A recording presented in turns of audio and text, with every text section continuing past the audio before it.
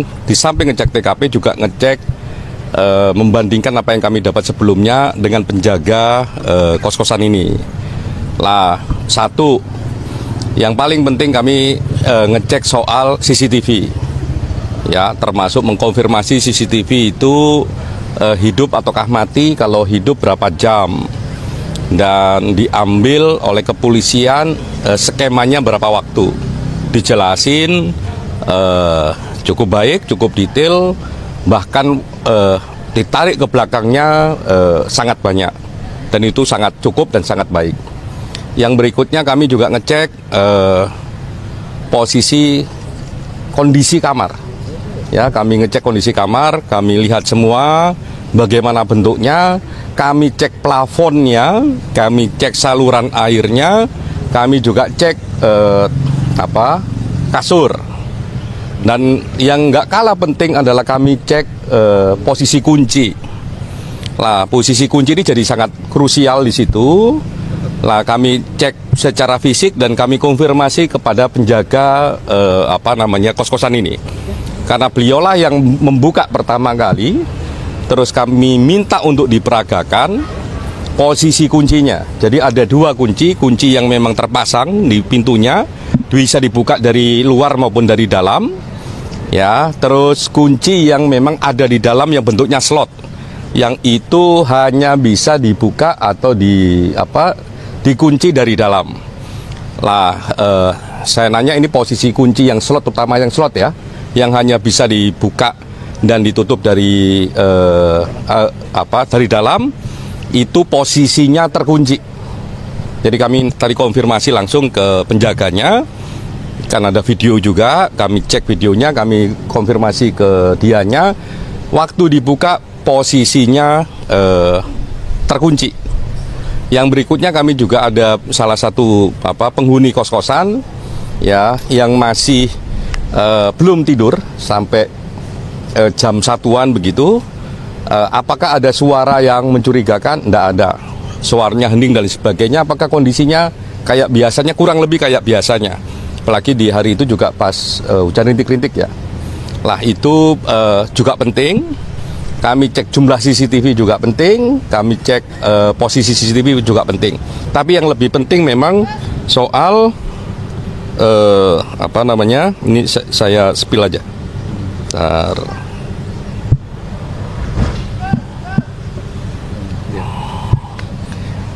Lah, ini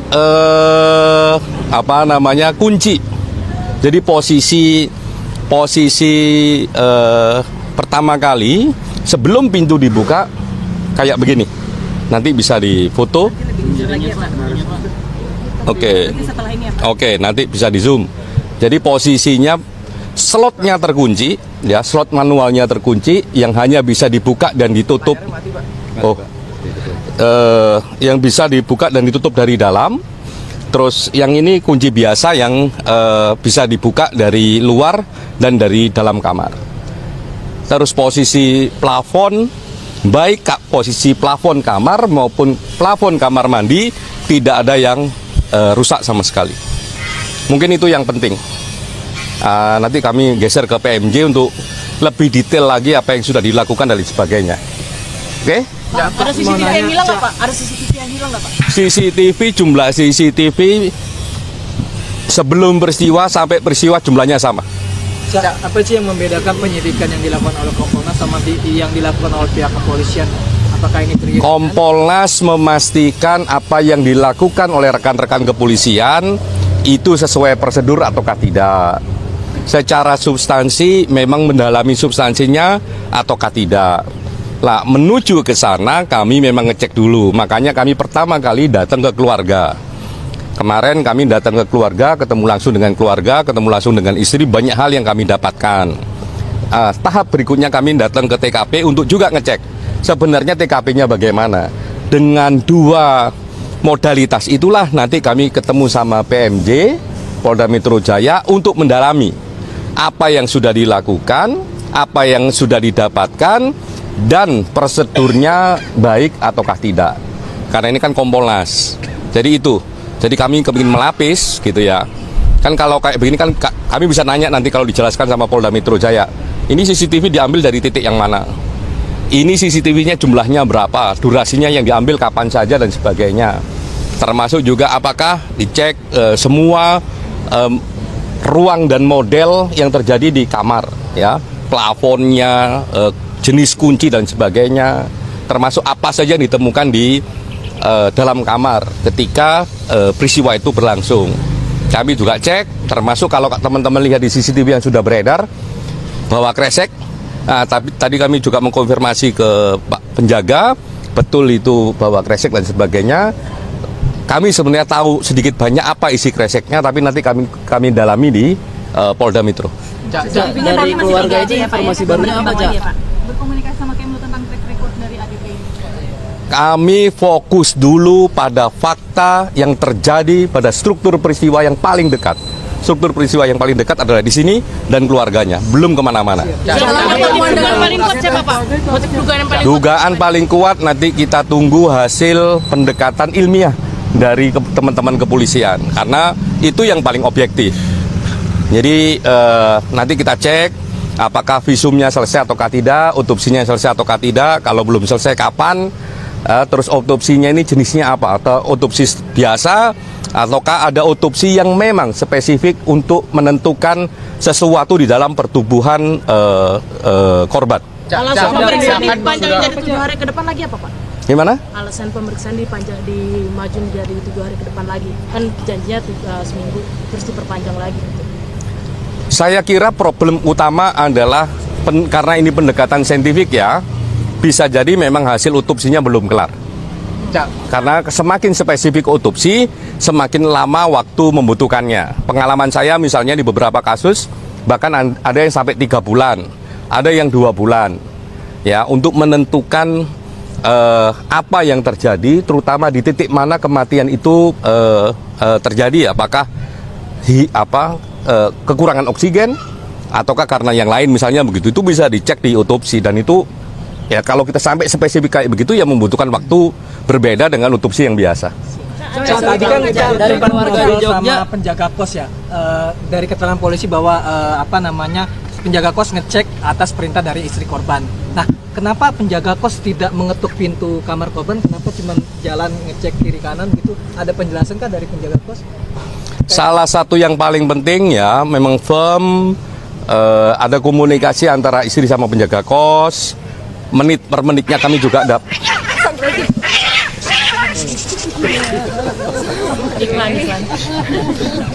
Kucingnya mau ikut preskon.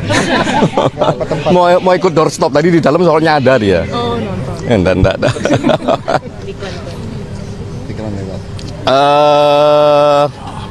Komunikasi antara penjaga kos dan istri kami dapat detail per detailnya, kami dapat menit per menitnya, apa saja dia bicarakan kami dapat dan kami tahu konteksnya. Jadi kalau tadi misalnya kenapa kok nggak langsung ketok pintu dan sebagainya, kami jelasin konteksnya, termasuk kami juga membaca WA-nya. Cak, kan sudah berbicara dengan pihak keluarga, kira-kira apa sih informasi baru yang dari Kompolnas dapatkan, dan apakah ada keterangan dari keluarga bahwa sebelum tewas korban ini ada bertemu dengan orang atau seperti apa? Dan yang kami dapatkan adalah struktur cerita tidak hanya pas hari H tapi sebelum hari H. Itu yang baru. Termasuk barang yang tidak hanya pas hari H, setelah hari H juga kami dapat. Nah, itu barang barunya. Sebelum tewas itu dia sempat bertemu pihak apa gimana? Detail-detailnya nanti penyidik lah yang akan menjelaskan. Keluarga kan katanya sudah dapat hasil visum. Kemarin di Bantul itu keluarga membeberkan hasil visumnya nggak, Cak? Kami mendapatkan semua informasi terkait peristiwa ini dari keluarga, sangat baik, sangat komprehensif. Semoga kalau belum ada yang disampaikan ke kami bisa disusulkan. Tapi dari interaksi kemarin itu cukup detail dan kami udah cek juga ke beberapa sumber, ya. Terus nanti kami akan cek itu ke Polda Metro gimana ini, apa perkembangannya. Sendiri udah ketemu sama pihak ini belum, Kementerian Luar Negeri? Kami fokus pada titik peristiwa yang paling dekat. Titik peristiwa paling dekat adalah keluarga dan TKP ini. Nanti kami akan lihat struktur peristiwanya. Kalau struktur peristiwanya memang mengharuskan kami ketemu sama Departemen Luar Negeri ya kami akan cek ke sana. Tapi kan pokoknya adalah keluarga, TKP, dan PMJ Pelagari ini kan Kompolnas, bukan Komnas HAM. Cak, menurut info itu kan dari kantor itu kan dia pernah melakukan upaya bunuh diri sebelum melakukan. Gimana? Katanya kan infonya dia pernah mencoba melakukan bunuh diri di kantor Kementerian Luar Negeri. Semua informasi monggo aja, asalkan ada basis faktanya. Tapi kita himbau kepada siapapun, mohon dihormati haknya keluarga yang sudah kehilangan salah satu anggota keluarganya. Tolong itu dihormati. Apapun boleh Anda ngomong apa saja, asalkan ada haknya, plus tolong juga dijaga etikanya. Kasihan pihak keluarga sudah kehilangan anggota keluarganya. Jadi kalau kami standingnya adalah faktanya ngomong apa, di titik itulah kami berangkat menganalisa. Bukan tanpa fakta terus kita analisa, bisa kemana-mana. Makanya kan kami cukup tertib ini, ketemu keluarga dulu, ke TKP baru ngecek ke polisi. Polisi dua hal yang penting, satu soal substansinya, kedua prosedurnya. Karena prosedur itu ya otomatis akan ngomong ini dilakukan dengan cara baik, melanggar hukum enggak, dan sebagainya. Itu ya. Stop. Ini ada Pak Arief dan ini ada beliau. Silakan gantian. Tadi kan alasan keluarga masih sampai sekarang masih diam apa karena yang masih berduka itu atau seperti apa? Saya kira pertanyaan itu yang paling tepat yang menjawab adalah keluarga. Yang paling pasti adalah keluarga sama kami kemarin ngobrol banyak, bercerita banyak, dan memberikan banyak informasi termasuk juga barang. Cak, tadi kan katanya Cak Anam udah nanya terkait dengan sampah. Artinya sampah itu sudah disita sebagai barang bukti oleh pihak kepolisian atau gimana, Cak? Sebagai satu praktek prosedur yang baik harusnya sudah disita. Nah, nanti akan kami cek, kan kami mau ke Polda Metro ini sekarang. Dan sejauh ini ada informasi dari penyidik nggak sih, Cak, bakal ada ekshumasi? Dan apakah keluarga sudah menyetujui? Ekshumasi itu kan kalau belum ada otopsi. Nah, ini kan proses otopsi sudah dilakukan, hasilnya yang belum. Kita cek nanti hasilnya. Semoga dalam waktu dekat bisa ada hasil otopsi. Kalau tadi ditanyakan, kan ini janjinya sepekan begitu kan? Kenapa kok ini lambat? Salah satunya karena ini memang banyak bahan yang harus didekatin dengan saintifik. Salah satunya tubuhnya diotopsi dengan kedalaman tertentu. Nah, itu membutuhkan waktu. Ini sih saya dengar prosesnya lebih cepat karena memang di daerah perkotaan besar ya. Saya beberapa kasus di luar Pulau Jawa sampai 3 bulan karena memang alat-alatnya terbatas. Kalau di sini informasi yang kami dapat walaupun belum diklarifikasi, itu dalam waktu dekat sudah memungkinkan hasil otopsi itu ada karena memang alat-alatnya lebih baik dan ahli-ahlinya lebih banyak di pusat-pusat kota kayak di Jakarta ini. Dari Kompolnas mau mendorong Polri untuk